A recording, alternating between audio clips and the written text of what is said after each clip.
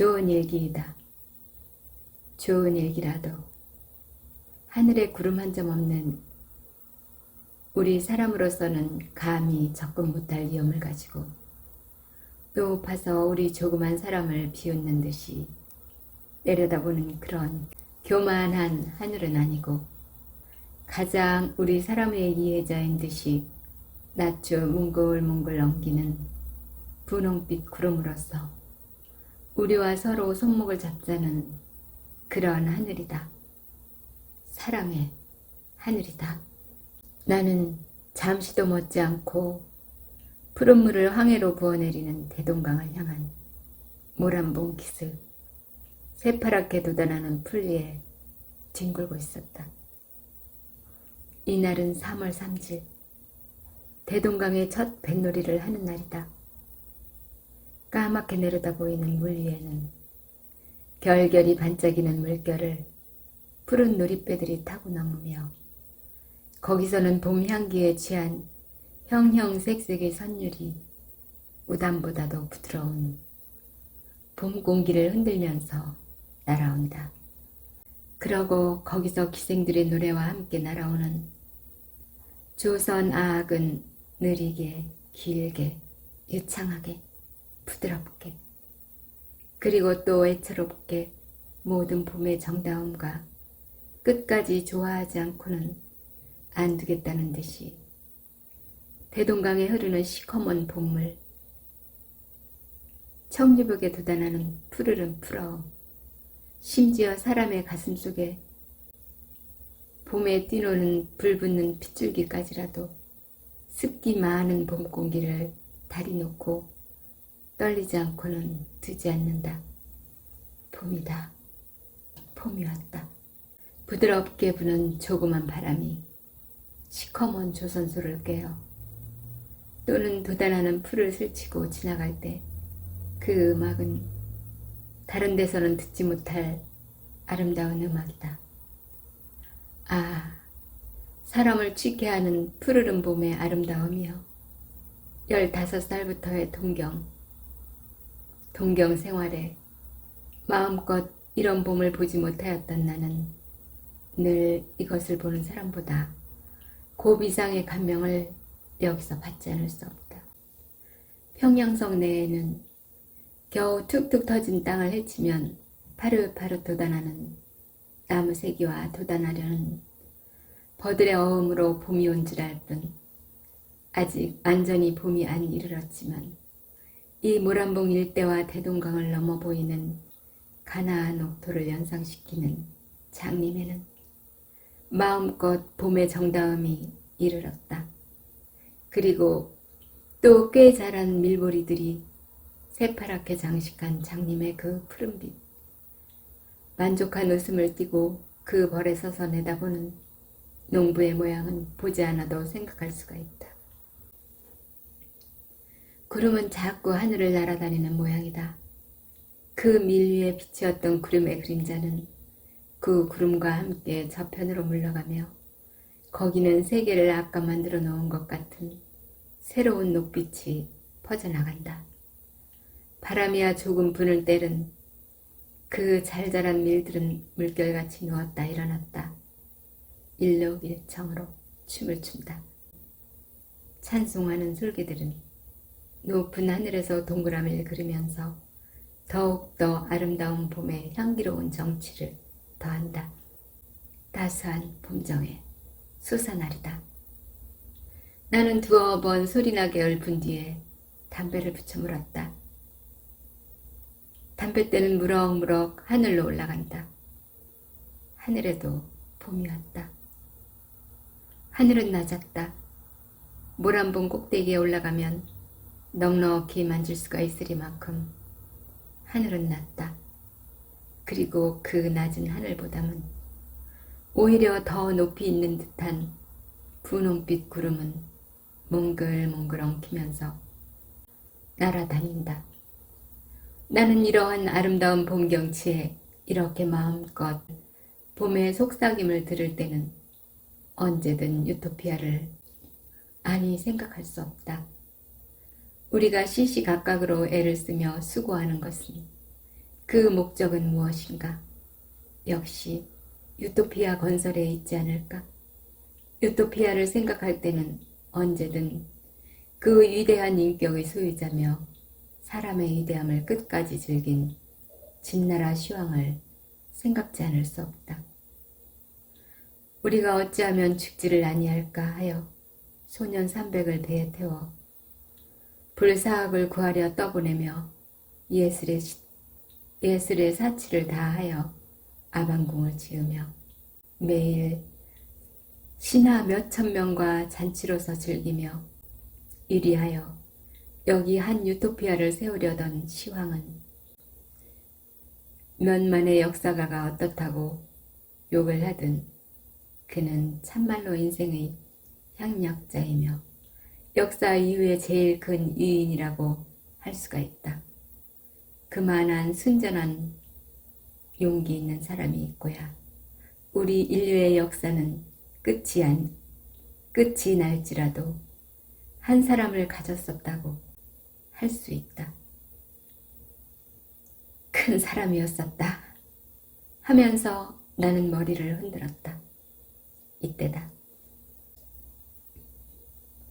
기자묘 근처에서 무슨 슬픈 음률이 봄 공기를 진동시키며 날아오는 것이 들렸다. 나는 무심코 귀를 기울였다. 영유, 배따라기.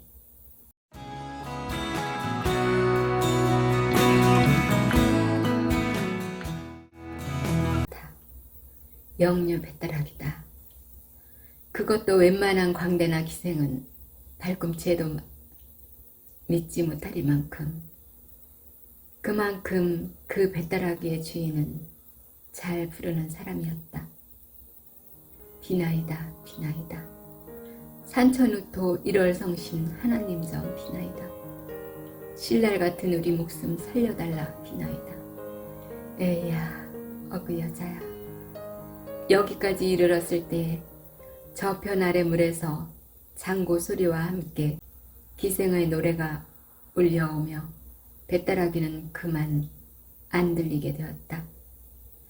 나는 2년 전 한여름을 영유서 지내본 일이 있다. 배따라기의 본고장인 영유를 몇 달 있어본 사람은 그 배따라기에 대하여 언제든 한 속절없는 내처로움을 깨달을 것이다. 영유, 이름은 모르지만 산에 올라가서 내다보면 아픈 망망한 황해이니 그곳 저녁 때의 경치를 한 번 본 사람은 영구히 잊을 수가 없으리라. 불덩이 같은 커다란 시뻘건 해가 남실 넘치는 바다에 도로 빠질 듯 도로 솟아오를 듯 춤을 추며 거기서 때때로 보이지 않는 배에서 배따라기만 슬프게 날아오는 것을 들을 때면 눈물 많은 나는 때때로 눈물을 흘렸다. 이로 보아서 어떤 원의 아내가 자기의 모든 영화를 낡은 신같이 내던지고 뱃사람과 정처 없는 물길을 떠났다 함도 믿지 못할 말이랄 수가 없다.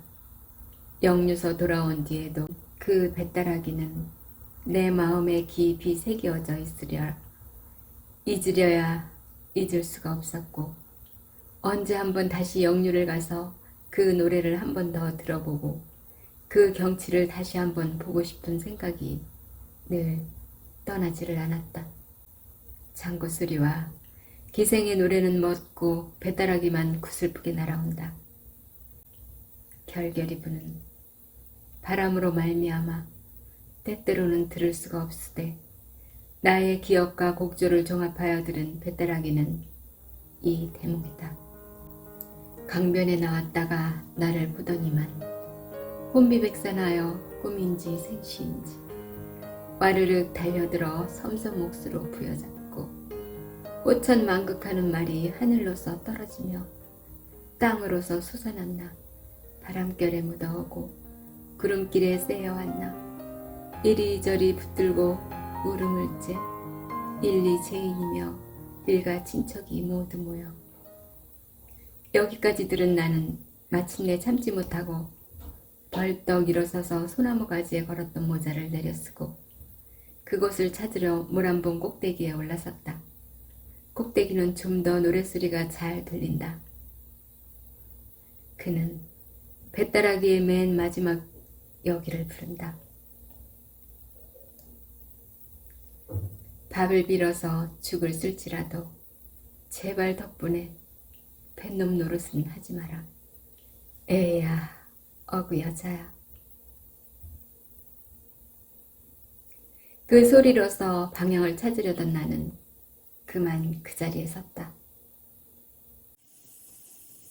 어딘가? 기자명? 혹은 울릴 때? 그러나 나는 오래 서 있을 수가 없었다. 어떻든 찾아보자 하고 현무문으로 가서 문 밖에 써 나섰다. 기자모의 깊은 솔밭은 눈앞에 쫙 퍼진다. 어딘가? 나는 또 물어보았다. 이때 그는 또다시 뱃다라기를 시초부터 부른다. 그 소리는 왼편에서 온다. 내 편이구나.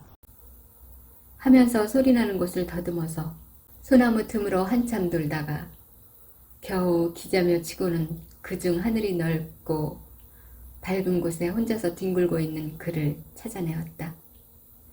나의 생각한 바와 같은 얼굴이다. 얼굴, 코, 입, 눈. 몸집이 모두 네모나고 그의 이마에 굵은 주름살과 시커먼 눈썹은 고생 많이 함과 순진한 성격을 나타낸다. 그는 어떤 신사가 자기를 들여다보는 것을 보고 노래를 그치고 일어나 앉는다. 왜? 그냥 하지요. 하면서 나는 그의 곁에 가 앉았다. 뭐, 할 뿐. 그는 눈을 들어서 터진 하늘을 쳐다본다. 좋은 눈이었다. 바다의 넓고 큼이 유감없이 그의 눈에 나타나 있다. 그는 뱃사람이라 나는 짐작하였다. 고향이 영유요? 예, 영유서 나기는 했디만 한 20년 영영 가보지도 않았시오. 왜 20년씩 고향을 안 가요? 사람의 일이라니 마음대로 됐댈까? 그는 왜 그러는지 한숨을 짓는다. 커져 운명이 제일 힘셉디다. 운명의 힘이 제일 세다는 그의 소리는 사귀지 못할 원한과 뉘우침이 섞여 있다. 그래요? 나는 다만 그를 건너다 볼 뿐이다. 한참 잠잠하니 있다가 나는 다시 말하였다. 자, 노영의 경험담이나 한번 들어봅시다. 감출 일이 아니면 한번 얘기해보소. 감출 일은. 그럼 어디 들어봅시다 그려? 그는 다시 하늘을 쳐다보았다. 그러나 좀 있다가 하디오 하면서 내가 담배를 붙이는 것을 보고 자기도 담배를 붙여 물고 이야기를 꺼낸다. 미치지도 않는 19년 전 8월 11날 일인데요. 하면서 그가 이야기한 바는 대략 이와 같은 것이었다. 그의 살던 마을은 영유고에서 한 20리 떠나 있는 바다를 향한 조그만 어촌이다. 그의 살던 조그만 마을, 그 마을에서는 그는 꽤 유명한 사람이었다. 그의 부모는 모두 열대세 났을 때 돌아갔고 남은 사람이라고는 곁집에 딴살림하는 그의 아우, 부처와 그 자기 부처뿐이었다. 그들 형제는 그 마을에서 제일 부자이고 또 제일 고기잡이를 잘 하였고 그중 글이 있었고 뱃다라기도 그 마을에서 빼나게 그 형제가 잘 불렀다. 말하자면 그 형제가 그 동네의 대표적 사람이었다. 8월 보름은 추석 명절이다. 8월 열 하룻날 그는 명절에 쓸 장도 볼 겸 그의 아내가 늘 부러워하는 거울도 하나 사올 겸 장으로 향하였다. 당손네 집에 있는 것보다 큰 것이요. 잊지 말고요. 그의 아내는 길까지 따라 나오면서 잊지 않도록 부탁하였다. 안 잊어. 하면서 그는 떠오르는 새빨간 햇빛을 앞으로 받으면서 자기 마을을 나섰다. 그의 아내는 촌에는 드물도록 연연하고도 예쁘게 생겼다.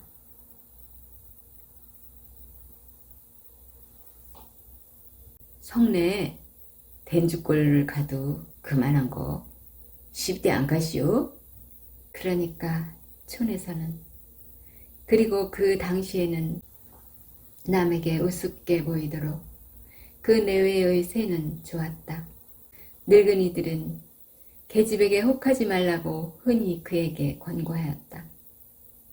부처의 새는 좋았지만, 아니, 오히려 좋음으로 그는 아내에게 샘을 많이 하였다. 그러고 그의 아내는 시기를 받을 일을 많이 하였다. 품행이 나쁘다는 것이 아니라 그의 아내는 대단히 천진스럽고 쾌활한 성질로서 아무에게나 말 잘하고 애교를 잘 부렸다. 무슨 명절이나 되면 집이 그중 정결함을 핑계삼아 젊은이들은 모두 그의 집에 모이고 하였다. 그 젊은이들은 모두 그의 아내에게 아즈만이라 부르고 그의 아내는 아즈바니 아즈바니 하며 그들과 짓거리고 즐기며 그 웃기 잘하는 입에는 늘 웃음을 흘리고 있었다. 그럴 때마다 그는 한편 구석에서 눈만 힐끔거리며 있다가 젊은이들이 돌아간 뒤에는 붉은 곡지익하고 아내에게 덤벼들어 발길로 차고 때리며 이전에 사다 주었던 것을 모두 걷어올린다. 싸움을 할 때에는 언제든 곁집에 있는 아우부처가 말리러 오며 그렇게 되면 언제든 그는 아우부처까지 때려주었다. 그가 아우에게 그렇게 구는 데는 이유가 있었다. 그의 아우는 시골 사람에게 쉽지 않도록 늠름한 이염이 있었고 맨날 바닷바람을 쏘았지만 얼굴이 희었다. 이것뿐으로도 시기가 된다 하면 되지만 특별히 아내가 그의 아우에게 친절히 하는 데는 그는 속이 끓어 못 견디었다. 그가 영유를 떠나기 반년 전쯤, 다시 말하자면 그가 거울을 사러 장에 갈 때부터 반년 전쯤 그의 생일날이었다. 그의 집에서는 음식을 차려서 잘 먹었는데 그에게는 괴상한 버릇이 있었으니 맛있는 음식은 남겨두었다가 좀 이따 먹고 하는 그것이 습관이었다. 그의 아내도 이 버릇을 잘 알 터인데 그의 아우가 점심때쯤 오니까 아까 그가 아껴서 남겨두었던 그 음식을 아우에게 주려 하였다. 그는 눈을 부릅뜨고 못 주리라고 암호하였지만 아내는 그것을 보았는지 못 보았는지 그의 아우에게 주어버렸다. 그는 마음속이 잠옷 편치 못하였다. 트집만 있으면 인연을 그는 마음먹었다. 그의 아내는 시아우에게 상을 준 뒤에 물러오다가 그만 그의 발을 조금 밟았다. 인연? 그는 힘껏 발을 들어서 아내를 냅다 쳤다. 그의 아내는 상의 위에 꼬꾸라졌다. 인연, 사나이 발을 짓밟는 년이 어디 있어? 좀 밟아서 발이 부러졌을까? 아내는 낯이 새빨개져서 울음 섞인 소리로 고함친다. 신년 말대답이? 그는 일어서서 아내의 머리채를 휘어잡았다. 형님 왜 이러십니까? 아우가 일어서면서 그를 붙잡았다. 가만히 있거라 이놈의 자식! 하며 그는 아우를 밀친 뒤에 아내를 되는 대로 내리찌었다. 죽이련. 이년 나가거라. 죽여라. 죽여라. 난 죽어도 이 집에서 못 나가. 못 나가? 못 나가지 않고 네 집이게? 이때다. 그의 마음에도 그 못 나가겠다는 아내의 마음이 푹 들이박혔다. 그 이상 때리기가 싫었다. 우두커니 눈만 흘기고 있다가 그는 망을년. 그럼 내가 나갈라? 하고 그만 문 밖으로 뛰어나와서 형님 어디 가십니까? 하는 아우의 말에도 대답은 안 하고 곁동네 탁주집으로 뒤도 안 돌아보고 가서 거기서 있는 술 파는 계집과 술상 앞에 마주 앉았다. 그날 저녁 얼근히 취한 그는 아내를 위하여 떡을 한도너치 사가지고 집으로 돌아왔다. 이리하여 또 서너와 다른 평화가 이르렀다. 그러나 이 평화가 언제까지든 계속될 수가 없었다. 그는 그의 아우로 말미암아 또 평화가 쪼개져 나갔다. 5월 초승부터 영유 고을 출입이 잦던 그의 아우는 5월 금운께부터 고을서 며칠씩 묵어오는 일이 많았다. 함께 고을의 첩을 얻어두었다는 소문이 퍼졌다. 이 소문이 있은 뒤 아내는 그의 아우가 고을 들어가는 것을 벌레보다도 더 싫어하고 며칠 묵어 나오는 때면 곧 아우의 집으로 가서 그와 단판을 하며 심지어 동서되는 아우의 처에게까지 못 가게 하지 않는다고 싸우는 일이 있었다. 7월 초승께 그의 아우는 고을에 들어가서 열흘쯤 묵어온 일이 있었다. 이때도 전과 같이 그의 아내는 그의 아우며 제수와 싸우다 못하여 마침내 그에게까지 와서 아우가 그런 못된 데를 다니는 것을 그냥 둔다고 해보자 한다. 그 꼴을 곱게 보지 않았던 그는 첫마디로 고함을 쳤다. 내게 상관이 무해가 듣기 싫다. 못난 둥이 아우가 그런 데를 댕기는 걸 말리지도 못하고. 분김에 이렇게 그의 아내는 고함쳤다. 이년 무얼? 그는 벌떡 일어섰다. 못난 둥이? 그 말이 채 끝나기 전에 그의 아내는 악소리와 함께 그 자리에 거꾸러졌다.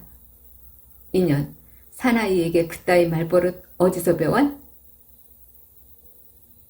애미네 때리는 건 어디서 배웠누? 못난 둥이. 그의 아내는 울음소리로 울부짖었다. 쌍년 그냥 나갈. 우리 집에 있디 말고 나갈. 그는 내리찌우면서 부르짖었다.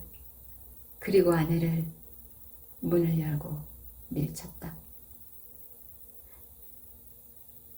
나가디 않으리? 하고 그의 아내는 울면서 뛰어나갔다. 망할년, 망할년. 토하는 듯이 중얼거리고 그는 그 자리에 주저앉았다. 그의 아내는 해가 져서 어두워져도 돌아오지 않았다. 일단 내어 쫓기는 하였지만 아내의 돌아옴을 기다리고 있었다. 어두워져서도 그는 불도 안 켜고 성이 나서 우들우들 떨면서 아내의 돌아오기를 기다렸다. 그러나 그의 아내의 참 기쁜 듯이 웃는 소리가 그의 아우의 집에서 밤새도록 울렸다. 그는 움쩍도 안 하고 그 자리에 앉아서 밤을 새운 뒤에 새벽 동터올 때 아내와 아우를 죽이려고 부엌에 가서 식칼을 가지고 들어와서 문을 벌컥 열었다. 그의 아내로서 만약 근심스러운 얼굴을 하고 그 문 밖을 우두커니 서서 문을 들여다보고 있지 않았다면 그는 아내를 보는 순간 마음에 가득 차는 사랑을 깨달으면서 칼을 내던지고 뛰어나가서 아내의 머리채를 휘어잡고 인연 하면서 들어와서 뺨을 물어뜯으면서 함께 이리저리 자빠져서 뒹굴었다. 그런 이야기를 다 하려면 끝이 없으되 다만 그의 아내, 그의 아우, 세 사람의 삼각관계는 대략 이와 같았다. 거울은 마침 장의 마음에 맞는 것이 있었다.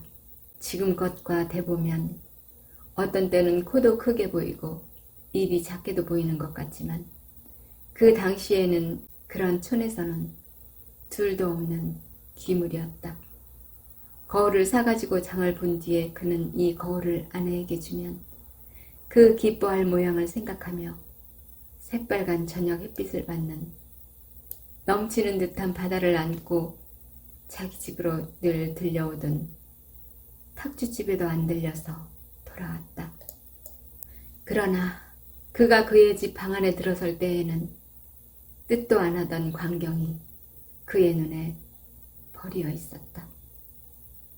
방 가운데는 떡상이 있고 그의 아우는 수건이 벗어져서 목 뒤로 늘어지고 저고리 구름이 모두 풀어져 가지고 한편 모퉁이에 서 있고 아내도 머리채가 모두 뒤로 늘어지고 치마가 배꼽 아래 늘어지도록 되어 있으며 그의 아내와 아우는 그를 보고 어찌할 줄을 모르는 듯이 움쩍도 안 하고 서 있었다. 세 사람은 한참 동안 어이가 없어서 서 있었다. 그러나 좀 있다가 마침내 그의 아우가 겨우 말했다. 그놈의 쥐 어디 갔니? 쥐? 훌륭한 쥐를 잡댔구나. 그는 말을 끝내지도 않고 짐을 벗어던지고 뛰어가서 아우의 멱살을 그러잡았다. 형님, 정말 쥐가... 쥐? 이놈, 형수하고 그런 쥐 잡는 놈이 어디 있니? 그는 아우를 따귀를 몇 대 때린 뒤로 등을 밀어서 문 밖에 내어던졌다. 그런 뒤에 이제 자기에게 이를 매를 생각하고 우들우들 떨면서 아랫목에 서 있는 아내에게 달려들었다. 이년, 시와와 그런 쥐 잡는 년이 어디 있어? 그는 아내를 거꾸로 들이고 함부로 내리쬐었다. 정말 쥐가... 죽겠다. 이년, 너도 쥐? 죽어라. 그의 팔다리는 함부로 아내의 몸 위를 오르내렸다. 죽겠다. 정말 아까 저분이가 왔기에 떡 먹으라고 내놓았더니 듣기 싫다. 쉬아우 붙은 년이 무슨 잔소리를? 정말이에요. 쥐가 한 마리나. 그냥 쥐? 쥐 잡으려다가. 상년, 죽어라. 물에라도 빠대두걸. 그는 실컷 때린 뒤에 아내도 아우처럼 등을 밀어 내어 쫓았다. 그 뒤에 그의 등으로 고기 배때기에 장사해라 하고 토하였다. 분풀이는 실컷 하였지만 그래도 마음속이 잠옷 편치 못하였다. 그는 아랫목으로 가서 바람벽을 의지하고 신신한 사람같이 우두커니 서서 떡상만 들여다보고 있었다.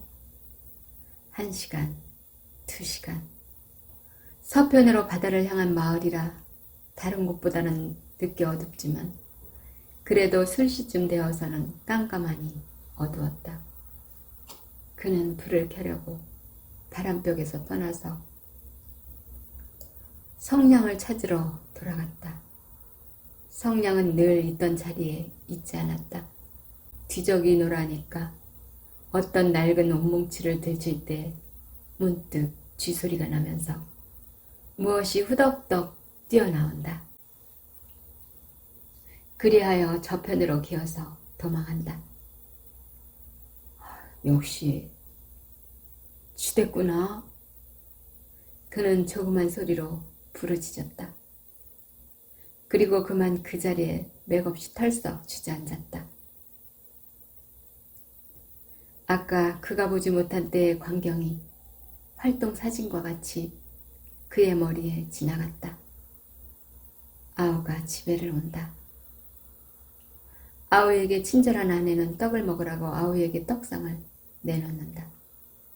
그때에 어디선가 쥐가 한 마리 뛰어나온다. 둘이서는 쥐를 잡느라고 돌아간다. 한참 성화시키던 쥐는 어느 구석에 숨어버린다. 그들은 쥐를 잡느라고 뒤룩거린다. 그럴 때에 그가 집에 들어선 것이다. 쌍년, 좀 있으면 안 들어오리? 그는 억지로 마음 먹고 그 자리에 들어누웠다.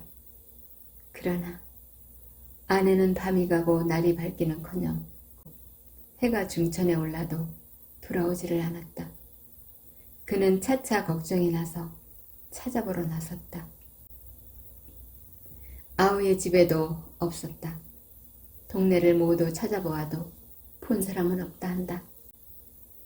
그리하여 낮쯤 한 상살이 내려가서 바닷가에서 겨우 아내를 찾기는 찾았지만 그 아내는 이전 같은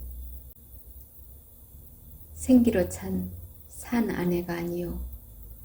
몸은 물에 불어서 곱이나 크게 되고 연에 늘 웃음을 흘리던 예쁜 입에는 거품을 잔뜩 문 죽은 아내였다. 그는 아내를 업고 집으로 돌아오기까지 정신이 없었다. 이튿날 간단하게 장사를 하였다. 뒤에 따라오는 아우의 얼굴에는 형님, 이게 웬일이 오니까 하는 듯한 원망이 있었다. 장사를 지낸 이튿날부터 아우는 그 조그만 마을에서 없어졌다. 닷새 엿새가 지나도 아우는 돌아오지 않았다.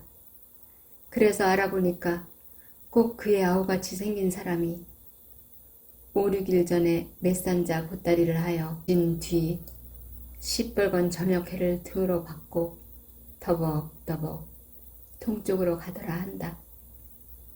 그리하여 열흘이 지나고 20날이 지났지만 한 번 떠난 그의 아우는 돌아올 길이 없고 혼자 남은 아우의 아내는 매일 한숨으로 세월을 보내게 되었다. 그도 이것을 잠자코 보고 있을 수가 없었다. 그 불행의 모든 죄는 그에게 있었다. 그도 마침내 뱃사람이 되어 적으나마 아내를 삼킨 바다와 아우의 소식을 알아보려고 어떤 배를 얻어 타고 물길을 나섰다. 그는 가는 곳마다 아우의 이름과 모습을 말하며 물었으나 아우의 소식은 알 수가 없었다. 이리하여 꿈결같이 10년을 지내서 9년 전 가을 탁탁히 낀 안개를 꿰어 연안 바다를 지나가던 그의 배는 몹시 부는 바람으로 말미암아 파손하여 벗 몇 사람은 죽고 그는 정신을 잃고 물 위를 떠돌고 있었다. 그가 겨우 정신을 차릴 때는 밤이었었다.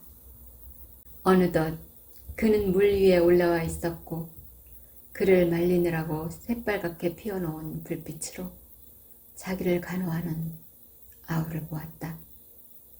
그는 이상히도 놀라지도 않고 천연하게 물었다. 너 어떻게 여기 완? 아우는 잠자코 한참 있다가 겨우 대답하였다. 형님, 거저 다 운명 위에다. 따뜻한 불기운에 깜빡 잠이 들었다가 그는 화다닥 깨면서 또 말했다. 10년 동안에 되게 바랬구나. 형님, 나도 변했거니와 형님도 몹시 늙으셨세다. 이 말을 꿈결같이 들으면서 그는 또 혼혼히 잠이 들었다. 그리하여 2시간 꿀보다는 단잠을 잔 뒤에 깨어보니 아까보다 새빨간 불은 피어있지만 아우는 어디로 갔는지 없어졌다. 겨대 사람에게 물어보니까 아우는 형의 얼굴을 물끄러미 한참 들여다보고 있다가 새빨간 불빛을 등으로 받으면서 터벅터벅 아무 말 없이 어둠 가운데로 쓰러졌다 한다. 이튿날 아무리 알아보아야 그의 아우는 종적이 없어지고 알 수 없으므로 그는 할 일 없이 다른 배를 얻어 타고 또 물길을 떠났다. 그리하여 그의 배가 해주에 이르렀을 때 그는 해주장에 들어가서 무엇을 사려다가 저편 맞은편 가게에 걸핏 그의 아우가 사람이 있으므로 뛰어가서 보니 그는 벌써 없어졌다. 배가 해주에는 오래 머물지 않으므로 그의 마음은 해주에 남겨두고 또다시 바닷길을 떠났다. 그 뒤 3년을 이리저리 돌아다녔어도 아우는 다시 볼 수가 없었다. 그리하여 3년을 지나서 지금부터 6년 전에 그의 탄 배가 강화도를 지날 때 바다를 향한 가파라운 외편에서 바다를 향하여 날아오는 배따라기를 들었다. 그것도 어떤 구절과 곡조는 그의 아우 특식으로 변경된 그의 아우가 아니면 부를 사람이 없는 그 배따라기다. 배가 강화도에 머무르지 않아서 그는 그저 지나갔으나 인천서 열흘쯤 머무르게 되었으므로 그는 곧 내려서 강화도로 건너가 보았다. 거기서 이리저리 찾아다니다가 어떤 조그만 객주집에서 물어보니 이름도 그의 아우요 생긴 모습도 그의 아우인 사람이 묵어있기는 하였으나 사나흘 전에 도로 인천으로 갔다 한다. 그는 곧 돌아서서 인천으로 건너와서 찾아보았지만 그 조그만 인천서도 그의 아우를 찾을 바가 없었다. 그 뒤에 눈 오고 비 오며 6년이 지났지만 그는 다시 아우를 만나보지 못하고 아우의 생사까지도 알 수가 없다.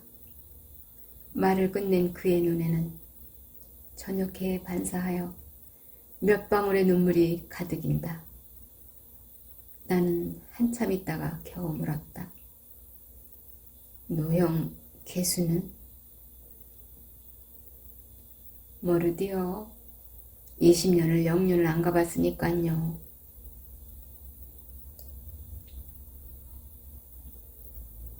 노형은 이제 어디로 갈 테요? 그것도 모르디요. 덩처가 있나요?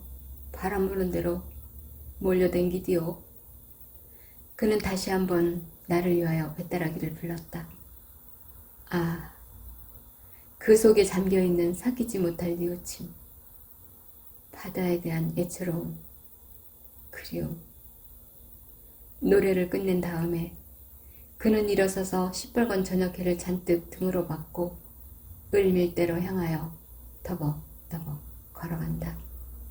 나는 그를 말릴 힘이 없어서 멀거니 그의 등만 바라보고 앉아 있었다. 그날 밤 집에 돌아와서도 그때 그 배따라기와 그의 숙명적 경험담이 귀에 쟁쟁이 울려서 잠을 못 이루고 이튿날 아침 깨어서 주반도 안 먹고 기자묘로 뛰어가서 또다시 그를 찾아보았다. 그가 어제 깔고 앉았던 풀은 모두 한편으로 누워서 그가 다녀감을 기념하되 그는 그 근처에 보이지 않았다. 그러나 배따라기는 어디선가 쟁쟁이 울려서 모든 소나무들을 떨리지 않고는 안 두겠다는 듯이 날아온다. 모란봉이다. 모란봉이 있다. 나는 한숨에 모란봉으로 뛰어갔다. 모란봉에는 사람이 하나도 없다. 부병내에도 없다. 을밀대다. 그래, 을밀대다. 나는 다시 을밀대로 갔다. 을밀대에서 부병루를 연한 지옥까지 연한 듯한 골짜기에 물 한 방울을 안새일이라고 빽빽히 난 소나무의 그 모든 잎잎은 떨리는 뱃다라기를 부르고 있었지만 그는 여기도 있지 않다. 기자매의 하늘을 향하여 퍼져나간 그 모든 소나무에 천만의 잎잎도 그 아래쪽 퍼진 천만의 풀들도 그 뱃다라기를 슬프게 부르고 있지만 그는 이 조그만 모란봉 일대에서도 찾을 수가 없었다. 강가에 나가서 알아보니 그의 배는 오늘 새벽에 떠났다 한다. 그 뒤에 여름과 가을이 가고 1년이 지나서 다시 봄이 이르렀으되 잠깐 평양을 다녀간 그는 숙명적 경험담과 슬픈 뱃다라기를 남겨두었을 뿐 다시 조그만 모란봉에 나타나지 않았다. 모란봉과 기자묘에 다시 봄이 이르러서 작년에 그가 깔고 앉아서 부러졌던 풀들도 다시 곧게 대가나서 자줏빛 꽃이 피려하지만 끝없는 뉘우침을 다만 한낱 뱃다라기로 하소연하는 그는 이 조그만 모란봉과 기자묘에서 다시 볼 수가 없었다. 다만 그가 남기고 간 뱃다라기만 추억하는 듯이 기대하는 듯이 모든 일들이 속삭이고 있을 따름이다.